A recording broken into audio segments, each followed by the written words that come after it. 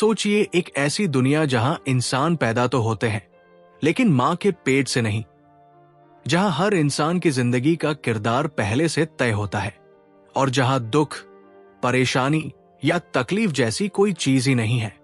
सुनने में परफेक्ट लगता है ना? लेकिन क्या वाकई ऐसी दुनिया इंसानियत के लिए सही है? नमस्कार दोस्तों, आज हम बात करने वाले हैं एक ऐसी किताब की जो सिर्फ एक कहानी नहीं बल्कि एक चेतावनी है। यह है ऑल्डस हक्सली की मशहूर डायस्टोपियन किताब ब्रेव न्यू वर्ल्ड। ये किताब 1932 में लिखी गई थी, लेकिन इसमें लिखे गए विचार आज भी उतने ही प्रासंगिक हैं जितने उस समय थे। तो तैयार हो जाइए एक ऐसी सोचने पर मजबूर कर देने वाली यात्रा के लिए जो आपको ये सवाल करने पर मजबूर कर देगी, क्या हम भी धीरे धीरे ब्रेव न्यू वर्ल्ड जैसी दुनिया की तरफ बढ़ रहे हैं? अध्याय 1, एक ठंडी मशीनी दुनिया का उदय। क्या आपने कभी ऐसी दुनिया की कल्पना की है जहां इंसान का जन्म मां की कोख से नहीं बल्कि मशीनों की लैब में होता हो? Central London hatchery and conditioning centre में आपका स्वागत है। एक ऐसी फैक्ट्री जहां इंसान कोई जीव नहीं बल्कि एक प्रोडक्ट है। चारों तरफ मशीनों की ठंडी गूंज, सफेद कोटों में सजे लोग और एक ऐसा माहौल जहां भावनाएं गायब है। यहां सब कुछ नियंत्रण और उत्पादकता की जंजीरों में बंधा है। ये दुनिया सिर्फ विज्ञान की जीत नहीं बल्कि इंसानियत पर सवाल उठाने वाली एक डरावनी हकीकत है। यहां बोकोस्की प्रोसेस की धमाकेदार शुरुआत होती है, एक ऐसी तकनीक जो एक अंडे को तोड़कर उससे दर्जनों एक्समान क्लोन बना देती है। सोचिए, एक इंसान की सैकड़ों कॉपियां, जैसे कोई फोटोकॉपी मशीन चालू हो गई हो। लेकिन ये सिर्फ तकनीक का कमाल नहीं, ये व्यक्तित्व को कुचलने का हथियार है। इस समाज में हर इंसान का भविष्य जन्म से पहले ही तय है। अल्फा दिमागदार और ताकतवर, बीटा मध्यम स्तर के, गामा और डेल्टा निचले दर्जे के, और एप्सिलॉन जिनका जीवन बस मेहनत और गुलामी में बीतता है। और कैसे? कुछ एम्ब्रियो को जानबूझकर ऑक्सीजन की कमी दी जाती है ताकि उनका दिमाग कमजोर रहे और वे कभी सवाल न उठाएं। यहां जन्म कोई चमत्कार नहीं बल्कि एक सोची समझी सोशल इंजीनियरिंग है जो समाज को स्थिर रखने के लिए हर इंसान को मशीन की तरह ढाल देती है। पर रुकिए, बात यही खत्म नहीं होती। इस दुनिया में मां और पिता जैसे शब्द गाली की तरह हैं। परिवार, रिश्ते, प्यार, ये सब यहां अनस्टेबल और खतरनाक माने जाते हैं। इंसान अब किसी का बेटा या बेटी नहीं बल्कि वर्ल्ड स्टेट का उत्पाद है। यहां सब कुछ इतना नियंत्रित है कि विद्रोह का विचार भी किसी के दिमाग में नहीं आता। ये समाज खुशी और शांति के नाम पर इंसान की आत्मा को कुचल चुका है।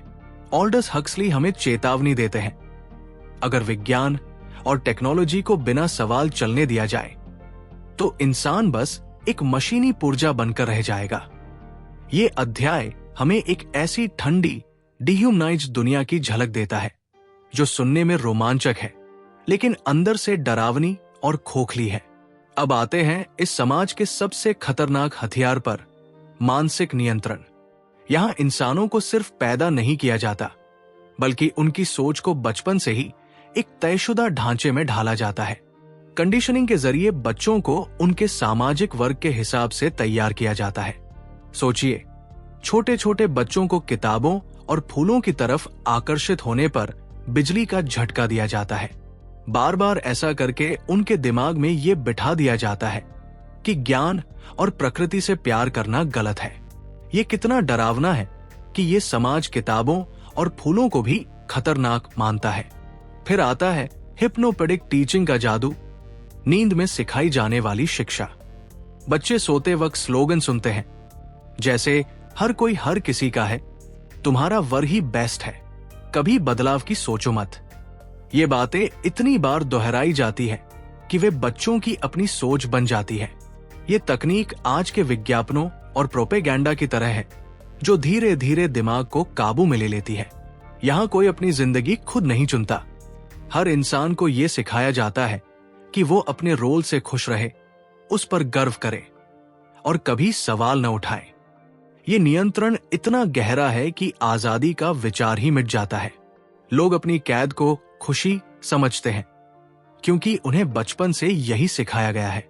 हक्सली हमें दिखाते हैं कि असली ताकत टेक्नोलॉजी में नहीं, बल्कि इस बात में है कि इंसान की सोच को कैसे चुराया गया है। ये समाज विद्रोह की हर संभावना को खत्म कर देता है क्योंकि लोग अपनी जंजीरों को प्यार करने लगते हैं। और फिर आता है इस दुनिया का सबसे चमकदार लेकिन खोखला हथियार, सोमा। ये एक ऐसी दवा है जो पल भर में सारी बेचैनी, तनाव और सवालों को गायब कर देती है। कोई दुख, सोमा लो। कोई सवाल, सोमा लो। यहां वर्ल्ड स्टेट ने असंतोष को खत्म करने का सबसे आसान रास्ता ढूंढ लिया। लोगों को सोचने की जरूरत ही नहीं पड़ती। लेकिन ये खुशी नकली है, एक नशा जो इंसान को मशीन की तरह सुन्न कर देता है। यहां रिश्ते सिर्फ शारीरिक है। प्यार, कमिटमेंट या मोनोगमी को अस्वाभाविक और अस्वस्थ माना जाता है। अगर कोई एक साथी के साथ ज्यादा वक्त बिताए तो समाज उसे अजीब नजरों से देखता है। हर कोई हर किसी का है। यह सिद्धांत इंसान को भावनाओं से काटकर उसे एक यूनिट बना देता है। यह समाज परफेक्ट दिखता है। कोई लड़ाई नहीं, कोई गरीबी नहीं, कोई समस्या नहीं। लेकिन यह परफेक्शन एक छलावा है। यह ब्रेन वॉश और मजबूरी की देन है। इंसान अब न दुख महसूस कर सकता है, न गहरा प्यार, न अपने जीवन को बदलने का सपना। हक्सली की यह दुनिया हमें एक कड़वी चेतावनी देती है। अगर खुशी को सर्वोच्च प्राथमिकता बना दिया जाए और हर मुश्किल से भागने का आसान रास्ता हो तो इंसानियत खोखली हो जाती है। ये अध्याय हमें एक ऐसी दुनिया में ले जाता है जो बाहर से चमकदार और स्थिर है, लेकिन अंदर से ठंडी, नकली और डरावनी। यहां शांति है, लेकिन ये शांति मौत की तरह खामोश और खोखली है। क्या आप ऐसी दुनिया में जीना चाहेंगे जहां सब कुछ परफेक्ट हो लेकिन आपकी आत्मा गायब हो? अध्याय 2, चमकती जेल का असली चेहरा। क्या आप ऐसी दुनिया की कल्पना कर सकते हैं जहां खुशी एक डिजाइन किया हुआ जाल हो और इंसान की आत्मा को नकली चमक में कैद कर लिया जाए? इस अध्याय में हम उस डरावने समाज की गहराई में उतरते हैं जहां हर सांस, हर विचार और हर एहसास को वर्ल्ड स्टेट ने अपने कब्जे में कर लिया है। यहां इंसान को न सिर्फ जन्म से पहले ढाला जाता है, बल्कि उसकी हर भावना, हर ख्वाहिश और यहां तक कि उसकी आत्मा तक को मशीन की तरह प्रोग्राम किया जाता है। तैयार हो जाइए, क्योंकि ये दुनिया बाहर से जितनी चमकदार है, अंदर से उतनी ही खोखली और भयानक। इस समाज में खुशी कोई सच्ची अनुभूति नहीं, बल्कि एक बनावटी नशा है। लोग हर रोज खुश रहने के लिए ट्रेन किए जाते हैं, लेकिन ये खुशी सोमा नामक दवा की गोली और सख्त कंडीशनिंग का नतीजा है। लेनिना क्राउन इस दुनिया का जीता जागता प्रतीक है। वो बिना सवाल किए नियम मानती है, रिश्तों को हल्का लेती है और किसी भी बेचैनी को सोमा की खुराक से दबा देती है। उसका जीवन इस समाज का पोस्टर है। हमेशा मुस्कुराओ, कभी सवाल मत करो और हर दुख को दवा से भूल जाओ। लेकिन फिर आता है बर्नार्ड मार्क्स, एक अल्फा जो इस चमकती दुनिया में भी टूटा हुआ महसूस करता है। उसका शरीर बाकी अल्फाओं जितना परफेक्ट नहीं और ये छोटी सी कमी उसे समाज की नजरों में कमतर बनाती है। बर्नार्ड की असहजता इस दुनिया की सच्चाई को उजागर करती है। यहां तक कि परफेक्ट लोग भी अंदर से खाली और असुरक्षित हो सकते हैं। वो सोमा की लत और इस समाज की बनावटी एकता को देखकर तड़पता है, क्योंकि उसे लगता है कि ये सब इंसान को मशीन में बदल रहा है। उसका किरदार हमें एक सवाल छोड़ता है, क्या ऐसी खुशी जो सोचने की आजादी छीन ले वाकई खुशी कहलाती है? इस दुनिया में आध्यात्मिकता भी कोई पवित्र खोज नहीं, बल्कि सिस्टम का एक और हथियार है।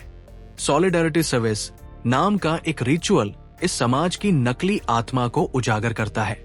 लोग एक साथ बैठते हैं, सोमा की खुराक लेते हैं, गीत गाते हैं और नाचते हैं, लेकिन ये कोई धार्मिक अनुभव नहीं, बल्कि एक रासायनिक ट्रांस है। यहां भगवान की जगह फोर्ड की पूजा होती है। वो हेनरी फोर्ड, जिसका असेंबली लाइन मॉडल इस समाज का आधार है।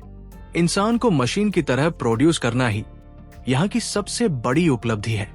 ये सर्विस लोगों को एकता का एहसास कराती है, लेकिन ये एकता बनावटी है, सोमा और प्रोग्रामिंग का नतीजा। बर्नार्ड इस रिचुअल में शामिल होता है, लेकिन जहां बाकी लोग खो जाते हैं, वो और भी अकेला महसूस करता है। ये पल हमें दिखाता है कि इस समाज ने आध्यात्मिकता को भी एक कंट्रोल का टूल बना दिया है। लोग अपनी आत्मा की खोज नहीं करते, बल्कि सिस्टम की बनाई खुशी में डूब जाते हैं। क्या ये सचमुच एकता है या सिर्फ एक चमकता हुआ जाल?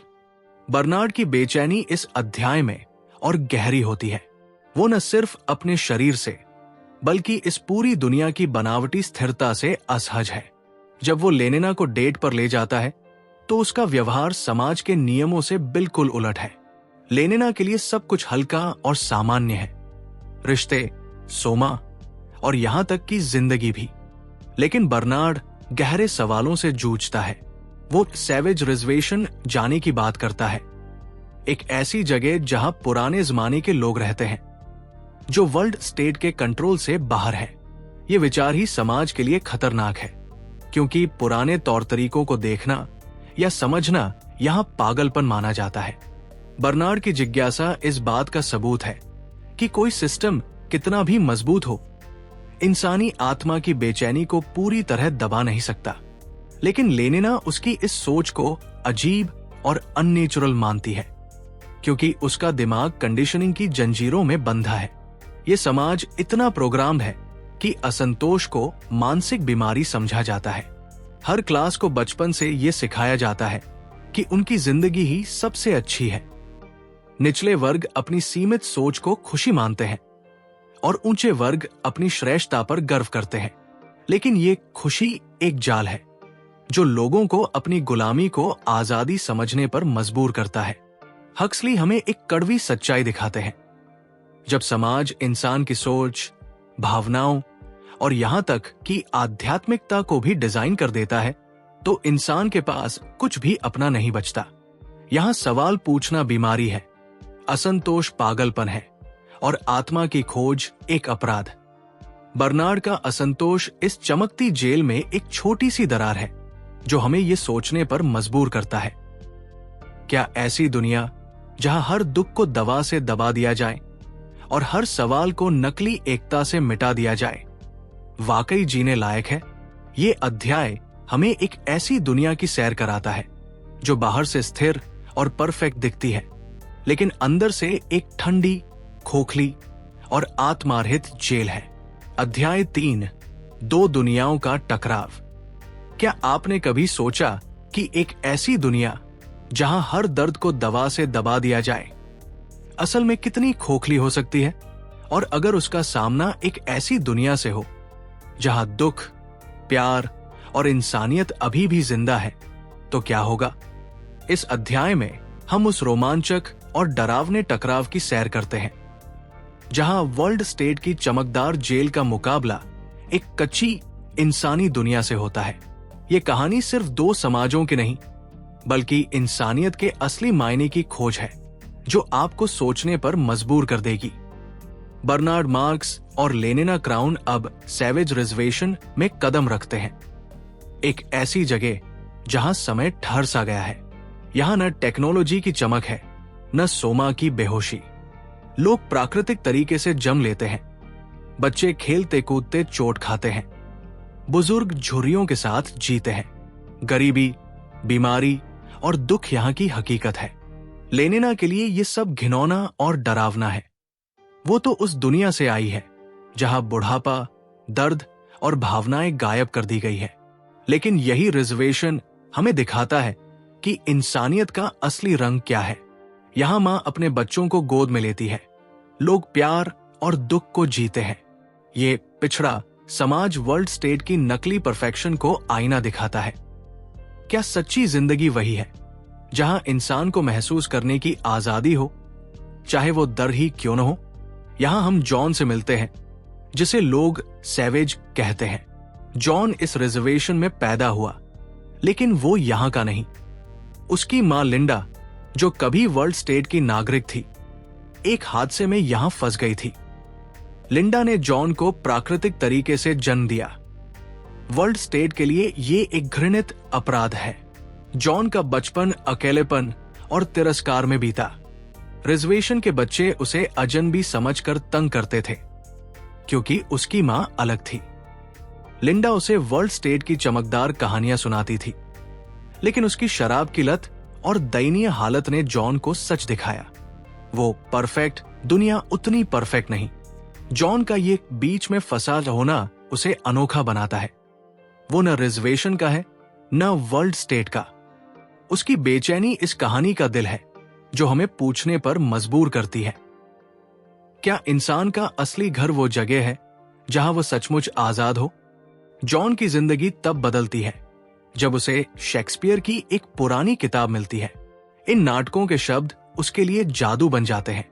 शेक्सपियर उसे प्यार, सम्मान, संघर्ष और दुख की गहराई सिखाते हैं। ये भावनाएं वर्ल्ड स्टेट में गायब है, जहां हर चीज नकली और कंट्रोल है। जॉन के लिए ये शब्द सिर्फ कहानियां नहीं, बल्कि इंसानियत का नक्शा है। वो अपनी मां से प्यार करता है, लेकिन उसकी वर्ल्ड स्टेट की लालसा से नाराज भी है। ये खींचतान उसे और गहरे अकेलेपन में धकेलती है, लेकिन यही उसे एक खतरनाक सवाल पूछने की हिम्मत देता है। क्या खुशी का मतलब सिर्फ दर्द से बचना है, या उसे जीने में भी कोई मतलब है? बर्नार्ड इस कहानी में एक चालाक मोड़ लाता है। वो जॉन और लिंडा को वर्ल्ड स्टेट ले जाने की योजना बनाता है, न सिर्फ उन्हें बचाने के लिए, बल्कि अपने लिए ताकत हासिल करने के लिए। बर्नार्ड, जो हमेशा अपने छोटे कद और कमतर होने की वजह से ताने सुनता रहा, अब जॉन को एक जिंदा सबूत के तौर पर इस्तेमाल करना चाहता है। जॉन वर्ल्ड स्टेट के एक बड़े अफसर का बेटा है और उसका वहां जाना सिस्टम को हिला सकता है। बर्नार्ड की ये महत्वाकांक्षा हमें दिखाती है कि ये परफेक्ट समाज भीतर से कितना नाजुक है, लेकिन इस चाल में खतरा भी है। क्या बर्नार्ड का ये कदम उसे ताकत देगा या उसी सिस्टम का शिकार बना देगा? जॉन के मन में वर्ल्ड स्टेट को देखने की उत्सुकता है, लेकिन डर भी। उसने मां से सुना है कि वहां कोई दुख नहीं, कोई गरीबी नहीं, लेकिन वो ये भी जानता है कि उसकी मां को वहां मां होने की सजा मिली थी। ये विरोधाभास उसे बेचैन करता है। दूसरी तरफ लेनिना सोमा की बेहोशी में डूबी है जब जॉन और बर्नार्ड इस बड़े सफर की तैयारी कर रहे हैं। ये दृश्य वर्ल्ड स्टेट की हकीकत दिखाता है। जब जिंदगी के सबसे बड़े सवाल सामने हो, तब भी लोग नकली शांति में खोए रहते हैं। जॉन का यह सफर सिर्फ एक यात्रा नहीं, बल्कि दो दुनियाओं की विचारधाराओं का टकराव है। हक्सली हमें एक गहरी चेतावनी देते हैं। एक समाज जो इंसानियत को कुचलकर स्थिरता बनाए, वो कितना भी चमकदार हो, अंदर से खोखला ही रहेगा। जॉन का किरदार उस सच्चाई का प्रतीक है जो वर्ल्ड स्टेट की नकली चमक को चुनौती देगा। रिजर्वेशन की कच्ची इंसानियत और वर्ल्ड स्टेट की बनावटी परफेक्शन का ये टकराव हमें सोचने पर मजबूर करता है। क्या सच्ची जिंदगी वही है जहां दर्द, प्यार और बेचैनी को जीने की आजादी हो? ये अध्याय एक तूफान की आहट है, शांत लेकिन खतरनाक।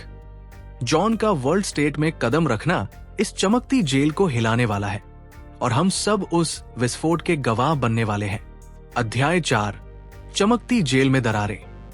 क्या आपने कभी सोचा कि एक ऐसा समाज जो खुद को अजेय और परफेक्ट कहता हो, कितनी आसानी से एक सच के सामने बिखर सकता है?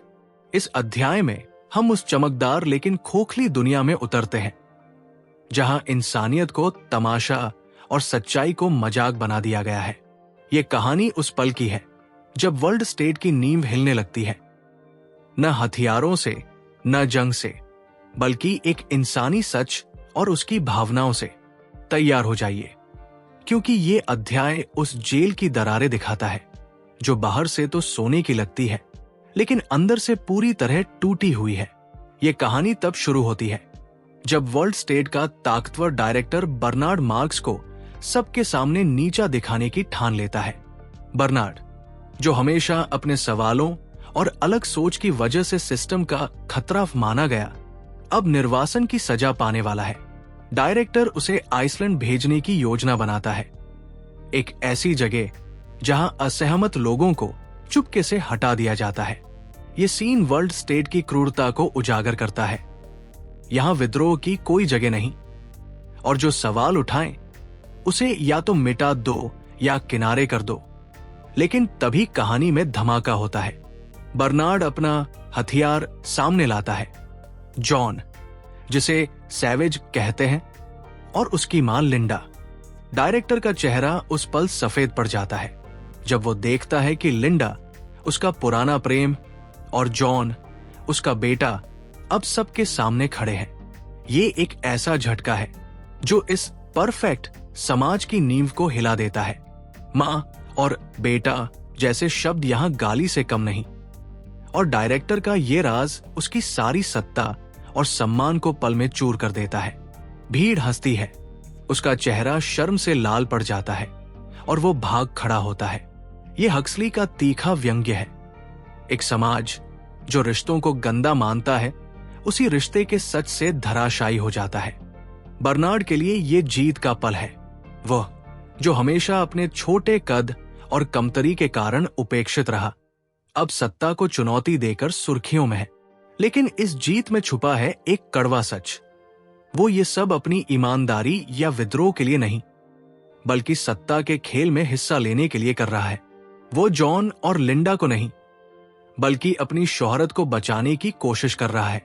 ये हमें दिखाता है कि ये समाज हर किसी को, यहां तक कि बागी को भी, अपने जाल में फंसा लेता है। जॉन और लिंडा के लिए ये पल भावनात्मक तूफान है।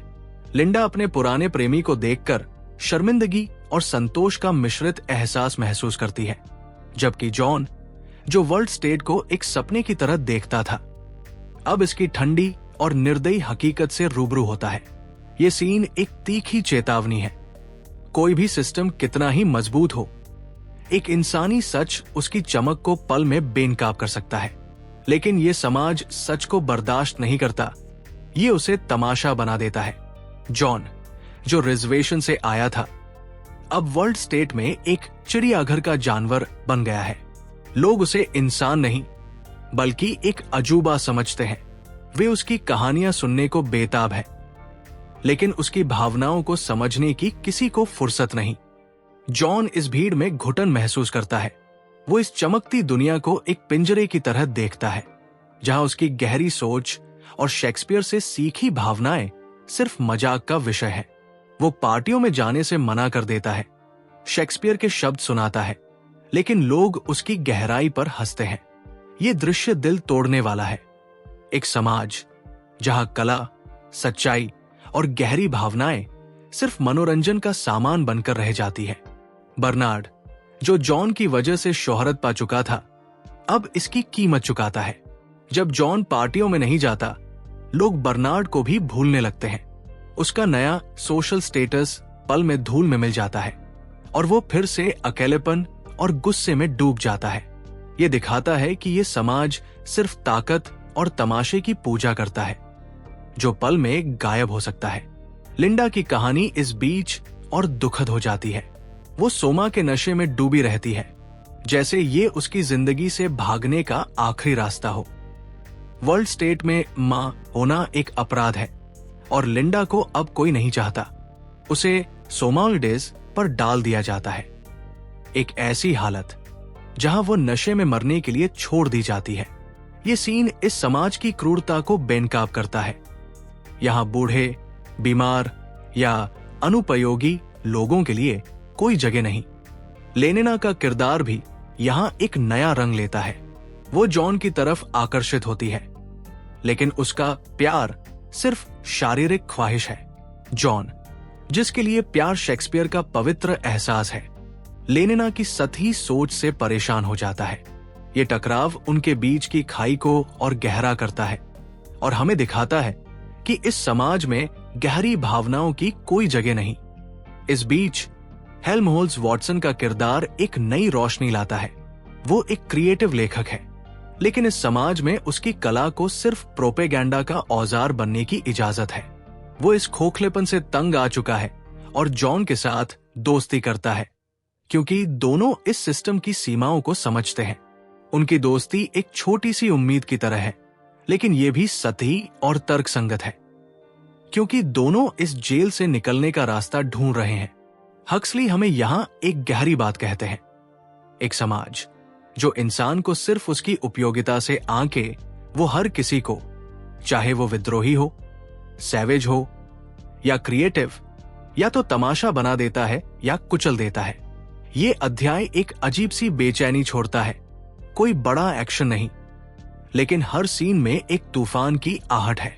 जॉन इस समाज का दर्पण बन चुका है, लेकिन लोग उसमें सच देखने की बजाय उसे तमाशा बना रहे हैं।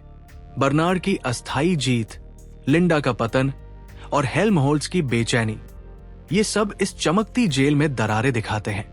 हक्सली हमें पूछने पर मजबूर करते हैं, क्या ऐसी दुनिया जहां सच्चाई मजाक और इंसान तमाशा बन जाए सचमुच जीने लायक है? ये अध्याय उस विस्फोट की शुरुआत है जो इस यूटोपिया को हमेशा के लिए बदल देगा। अध्याय 5, विद्रोह की चिंगारी। क्या आपने कभी ऐसी दुनिया की कल्पना की जहां प्यार को गंदा और मौत को मजाक समझा जाए? एक ऐसी दुनिया जहां इंसान की आत्मा को नशे में डुबोकर चुप करा दिया जाए और बगावत की हर कोशिश को मिनटों में कुचल दिया जाए। इस अध्याय में हम उस चमकती जेल के सबसे गहरे और डरावने कोने में उतरते हैं, जहां जॉन का दर्द, गुस्सा और इंसानियत की पुकार इस ठंडे सिस्टम से टकराती है। यह कहानी सिर्फ एक विद्रोह की नहीं, बल्कि एक ऐसे इंसान की है जो अपनी आत्मा को बचाने के लिए सब कुछ दांव पर लगा देता है। तैयार हो जाइए, क्योंकि ये अध्याय आपको हिलाकर रख देगा। कहानी तब उबाल लेती है जब जॉन और लेनिना का रिश्ता एक विस्फोटक मोड़ लेता है। लेनिना, जो वर्ल्ड स्टेट की कंडीशनिंग में डूबी है, जॉन को सिर्फ एक आकर्षक चीज मानती है। उसके लिए प्यार कोई गहरी भावना नहीं, बल्कि एक शारीरिक जरूरत है। तुरंत पाना, तुरंत भूल जाना।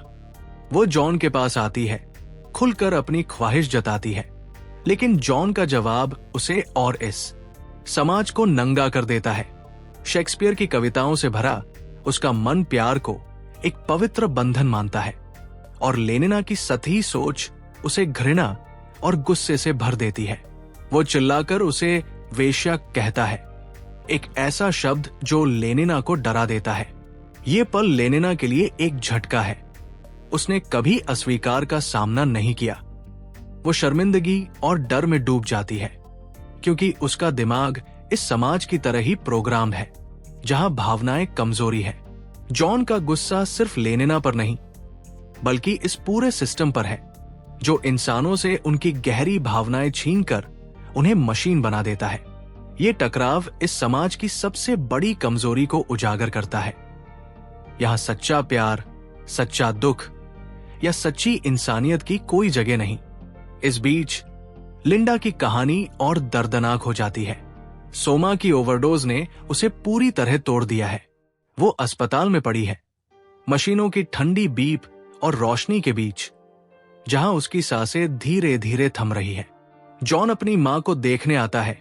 उसका दिल टूटता है। वो उस मां को याद करता है जिसने उसे रिजर्वेशन में प्यार से पाला, भले ही वो समाज की नजरों में गलत थी। लेकिन यहां इस परफेक्ट दुनिया में लिंडा एक बोझ है। सबसे डरावना दृश्य तब आता है जब बच्चे डेथ कंडीशनिंग के लिए अस्पताल में घूम रहे होते हैं। वे लिंडा के झुर्रीदार चेहरे और कमजोर शरीर पर हंसते हैं, जैसे वो कोई इंसान नहीं बल्कि एक एक्सपेरिमेंट हो। जॉन की आंखों के सामने उसकी मां मर रही है और बच्चे उसका मजाक उड़ा रहे हैं। जब लिंडा अपनी आखिरी सांस में पोपेज का नाम लेती है, जॉन का दिल पूरी तरह टूट जाता है। वो चीखता है, रोता है, लेकिन आसपास के लोग उसकी भावनाओं को असभ्य और अजीब कहते हैं। इस समाज में मौत सिर्फ एक प्रक्रिया है जिसे बिना दुख के स्वीकार करना सिखाया जाता है। ये सीन वर्ल्ड स्टेट की क्रूरता को नंगा करता है। यहां इंसान की आत्मा, उसका दुख, उसका लगाव, सब कुछ बेकार है। जॉन का गुस्सा अब फट पड़ता है। वो अस्पताल से बाहर निकलता है और देखता है कि डेल्टा वर्ग के लोग कतार में सोमा की गोलियां ले रहे हैं। ये वही नशा है जो लोगों को सुन्न करता है, उनकी सोच छीनता है और उन्हें सिस्टम का गुलाम बनाता है। जॉन के लिए ये जहर है जो उसकी मां को खा गया। वो भीड़ में खड़ा होकर चिल्लाता है, ये जहर है, ये तुम्हारी आत्मा मार रहा है, तुम इंसान हो, मशीन नहीं। वो सोमा की ट्रे छीनकर गोलियां जमीन पर फेंक देता है, उन्हें कुचलने लगता है। ये एक प्रतीकात्मक विद्रोह है, एक इंसान की आत्मा का इस ठंडी मशीनी दुनिया के खिलाफ युद्ध। लेकिन डेल्टा लोग जो बचपन से कंडीशनिंग में डूबे हैं उसकी बात नहीं समझते। वे हंसते हैं, उसे पागल कहते हैं और फिर हिंसक हो जाते हैं। भीड़ में अफरातफरी मच जाती है क्योंकि इस समाज को बगावत की आदत ही नहीं। तभी हेल्महोल्ट्ज और बर्नार्ड वहां पहुंचते हैं। हेल्महोल्ट्ज जो खुद इस सिस्टम की खोखली कला और प्रोपेगेंडा से तंग है, जॉन की बगावत को समझता है। वो उसकी मदद करता है, भीड़ को पीछे धकेलता है। ये उसका पहला खुला विद्रोह है। लेकिन बर्नार्ड डर में डूबा है। वो इस हंगामे से खुद को बचाना चाहता है। ये टकराव दिखाता है कि इस समाज में बगावत कितनी मुश्किल है, क्योंकि यहां हर इंसान, चाहे वो कितना भी असंतुष्ट क्यों न हो, सिस्टम की जंजीरों में बंधा है। डेल्टा लोग जॉन और हेल्महोल्ट्ज को घेर लेते हैं और स्थिति हिंसक होने लगती है। लेकिन तभी पुलिस आती है, हथियारों के साथ नहीं, बल्कि सोमा की गैस और नींद लाने वाले संगीत के साथ। मिनटों में भीड़ शांत हो जाती है। लोग फिर से नशे में डूबकर खुश हो जाते हैं। ये दृश्य इस समाज की सबसे डरावनी ताकत दिखाता है। ये हिंसा से नहीं, बल्कि नशे और कंडीशनिंग से हर विद्रोह को कुचल देता है। जॉन, हेल्महोल्ट्ज और बर्नार्ड को गिरफ्तार कर लिया जाता है। जॉन अब और भी अकेला है, क्योंकि उसे लगता है कि इस दुनिया में उसकी आवाज सुनने वाला कोई नहीं। हक्सली इस अध्याय में हमें एक कड़वी सच्चाई दिखाते हैं। एक ऐसा समाज जो हर दुख को दवा से और हर सवाल को नशे से दबा दे, वो इंसानियत को मार देता है। जॉन का विद्रोह, लेनिना का टूटना और लिंडा की दर्दनाक मौत, ये सब इस चमकती जेल की सच्चाई को उजागर करते हैं। यहां प्यार एक अपराध है, दुख एक बीमारी है और बगावत एक पागलपन। ये अध्याय हमें एक सवाल छोड़ता है, क्या ऐसी दुनिया जहां इंसान की आत्मा को गुलाम बना लिया जाए सचमुच जीने लायक है? ये जॉन की चीखों का, उसके टूटे दिल का और उसकी बेकार सी कोशिश का तूफान है। एक तूफान जो इस यूटोपिया को हमेशा के लिए हिला देगा। अध्याय 6, एक आत्मा का पतन। क्या आपने कभी सोचा कि एक ऐसी दुनिया जो हर दुख को मिटाने का दावा करती हो, असल में इंसान की आत्मा को कितनी बेरहमी से कुचल सकती है? इस अध्याय में हम उस चमकती जेल के अंतिम पायदान पर पहुंचते हैं, जहां एक संवेदनशील आत्मा अपनी सच्चाई और इंसानियत की तलाश में टूटकर बिखर जाती है। ये कहानी जॉन के विद्रोह, उसके दर्द और उसकी हार की है। एक ऐसी हार जो वर्ल्ड स्टेट की नकली खुशी के सामने इंसानियत की सबसे कड़वी चीख बन जाती है। तैयार हो जाइए, क्योंकि ये अध्याय आपको सिर्फ हिलाएगा नहीं, बल्कि आपके दिल में एक भारी सवाल छोड़ जाएगा। कहानी तब शुरू होती है जब जॉन, हेल्महोल्ट्ज और बर्नार्ड को गिरफ्तार करके वर्ल्ड कंट्रोलर मुस्तफा मोन के सामने लाया जाता है। मोन कोई साधारण शासक नहीं, वो एक ऐसा दिमाग है जो इस समाज की हर गहराई को समझता है और उसकी ठंडी मुस्कान में एक खतरनाक आत्मविश्वास झलकता है। कमरे में सन्नाटा है, लेकिन हवा में तनाव की गर्मी है। बर्नार्ड डर से कांप रहा है, उसका चेहरा सफेद पड़ चुका है। वो माफी मांगने को तैयार है, लेकिन मोन की नजरें उसे बेकार की चीज की तरह देखती है। ये सीन वर्ल्ड स्टेट की क्रूर सच्चाई दिखाता है। यहां इंसान की भावनाओं, उसकी कमजोरियों का कोई मोल नहीं। मोन की नजर हेल्महोल्ट्ज पर पड़ती है, जो डटा हुआ है। वो इस सिस्टम से तंग आ चुका है, और जब मोन उसे आइलैंड भेजने का फैसला सुनाता है जहां असहमत लोग रहते हैं, हेल्महोल्ट्ज मुस्कुराकर इसे स्वीकार करता है। ये उसकी जीत है, क्योंकि वो इस जेल में अपनी आत्मा को और गुलाम नहीं होने देगा। लेकिन बर्नार्ड टूट जाता है। वो रोता है, घुटनों पर गिरने को तैयार है। ये दिखाता है कि ये समाज हर विद्रोही को या तो कुचल देता है या उसे अपने खेल का हिस्सा बना लेता है। फिर आता है जॉन और मोन का टकराव, किताब का सबसे गहरा और दार्शनिक क्षण। मोंड अपनी शांत लेकिन ठंडी आवाज में जॉन को वर्ल्ड स्टेट की सफलता समझाता है। वो कहता है, हमने दर्द, गरीबी, युद्ध, बीमारी सब खत्म कर दिया। बदले में हमें बस कला, धर्म, साहित्य और सच्चा प्यार छोड़ना पड़ा। हमने सच्चाई को खुशी से बदल दिया। ये वाक्य इस समाज का नारा है, लेकिन जॉन के लिए ये एक घृणित झूठ है। वो चीखता है कि ये खुशी नकली है, ये शांति गुलामी है। उसके लिए जीवन का मतलब है दुख और सुख दोनों को जीना। वो कहता है, मैं दुख चाहता हूं, बुढ़ापा चाहता हूं, खतरा चाहता हूं, आजादी चाहता हूं, सच्चा प्यार चाहता हूं, भगवान चाहता हूं, पाप चाहता हूं, मैं इंसान होना चाहता हूं। ये जॉन की आत्मा की पुकार है, जो इस मशीनी दुनिया में गूंजती है। मोन सिर्फ मुस्कुराता है और कहता है, ठीक है, तुम्हें दुख का अधिकार है। ये वाक्य किताब का सबसे ठंडा और डरावना पल है। यहां आजादी को दुख का अधिकार कहकर मजाक बना दिया जाता है। मोन का खुलासा और चौंकाता है। वो खुद कला और साहित्य से प्यार करता था, लेकिन उसने इसे जानबूझकर छोड़ दिया, क्योंकि वो मानता है कि इंसानों को खुश रखने के लिए उनकी सोच को मारना जरूरी है। ये सीन इस समाज की ताकत और क्रूरता को उजागर करता है। ये कोई अंधा अत्याचार नहीं, बल्कि एक सोचा समझा, मुस्कुराता हुआ कंट्रोल है। जॉन अब टूट चुका है। वो समझ गया है कि इस सिस्टम से बहस जीतना असंभव है। वो वर्ल्ड स्टेट से भागकर एक पुराने लाइट हाउस में शरण लेता है, एक ऐसी जगह जहां वो अपनी आत्मा को बचाने की कोशिश करता है। वो खेती करता है, शिकार करता है, प्रार्थना करता है और अपनी आत्मा को शुद्ध करने के लिए खुद को कोड़े मारता है। ये उसकी तपस्या है, उसका इस नकली दुनिया से विद्रोह का आखिरी रास्ता। लेकिन ये दुनिया उसे अकेला नहीं छोड़ती। लोग उसकी अजीब हरकतों की खबर सुनकर लाइट हाउस पहुंचने लगते हैं। पत्रकार, कैमरे और भीड़ उसे एक तमाशा बना देती है। उसकी तपस्या, उसका दर्द, उसकी आत्मा की खोज, सब कुछ इस समाज के लिए एक वायरल शो बन जाता है। लोग उसकी पीड़ा पर हंसते हैं, फोटो खींचते हैं, जैसे वो कोई इंसान नहीं बल्कि सर्कस का जोकर हो। ये सीन आज के मीडिया और सोशल मीडिया की भविष्यवाणी जैसा लगता है, जहां इंसान का दुख भी बस मनोरंजन बन जाता है। जॉन का दर्द और अकेलापन चरम पर पहुंचता है। एक रात भीड़ उसे घेर लेती है, नाचती है, जश्न मनाती है। वो इस तमाशे का हिस्सा बनने से इनकार करता है, लेकिन उसका मन टूट चुका है।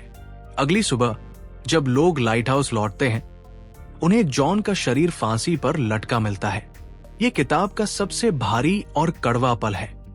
एक इंसान जो सच्चाई, प्यार और आजादी चाहता था, इस नकली स्वर्ग में अपनी आत्मा को नहीं बचा पाया। उसकी मौत इस समाज की सबसे क्रूर जीत है, लेकिन साथ ही इसकी सबसे बड़ी हार भी, क्योंकि ये दिखाता है कि ये यूटोपिया हर उस इंसान को मार देता है जो इंसानियत को जीना चाहता है। हक्सली इस अंत को ठंडी, सटीक भाषा में लिखते हैं, जो इसे और भी दर्दनाक बनाता है। लाइट हाउस की शांति में जॉन का शव झूलता है और वर्ल्ड स्टेट अपनी नकली खुशी में डूबा रहता है। ये अध्याय हमें एक सवाल के साथ छोड़ता है, क्या ऐसी दुनिया जो दर्द और संघर्ष को मिटाकर इंसान की आत्मा को कुचल दे सचमुच जीने लायक है? जॉन की हार उसकी कमजोरी नहीं, बल्कि इस समाज की क्रूरता का सबूत है। ये एक चेतावनी है। अगर हम सिर्फ आसान खुशी के पीछे भागेंगे तो हम अपनी आत्मा की कीमत चुकाएंगे। ये कहानी एक आईना है जो हमें हमारी दुनिया की सच्चाई दिखाती है। क्या हम भी ऐसी ही चमकती जेल की ओर बढ़ रहे हैं? तो दोस्तों, ये थी ऑल्डस हक्सली की ब्रेव न्यू वर्ल्ड की पूरी सफरनामा।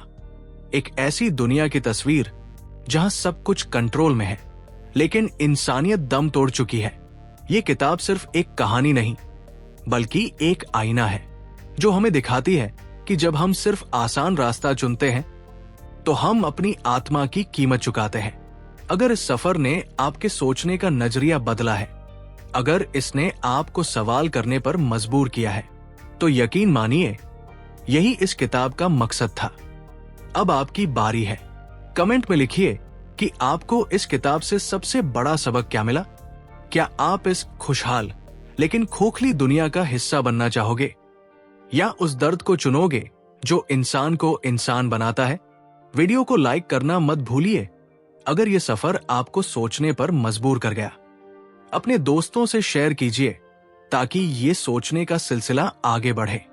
और हां, अगर आपने अभी तक सब्सक्राइब नहीं किया तो अभी कर लो, क्योंकि आगे भी मैं आपको ऐसी ही दमदार गहरी किताबों की कहानियां लाने वाला हूं, जहां एंटरटेनमेंट नहीं, रियल नॉलेज और थॉट्स का असर होगा। तो मिलते हैं अगले एपिसोड में। तब तक सवाल करते रहो, सोचते रहो, क्योंकि सोचने वाला इंसान कभी गुलाम नहीं बनता।